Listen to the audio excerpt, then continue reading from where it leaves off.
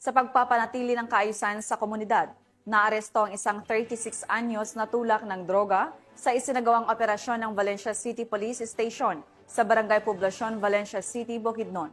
Ang buong detalye ay hatid ni Patrolwoman Riam Sanchez.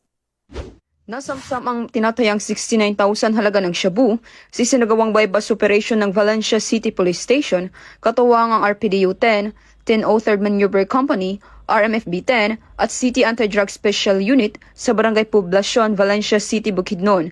Kinilala ni Police Lieutenant Colonel Brian M. Panganiban, hepe ng Valencia City Police Station, ang suspect na si alias Dondon, lalaki, 36 anyos, may asawa, residente ng nasabing lugar at isang DI listed.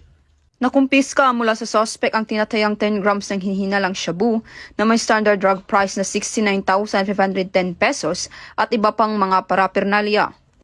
Maharap ang suspect sa kasong paglabag sa RA 9165 o Comprehensive Dangerous Drugs Act 2002.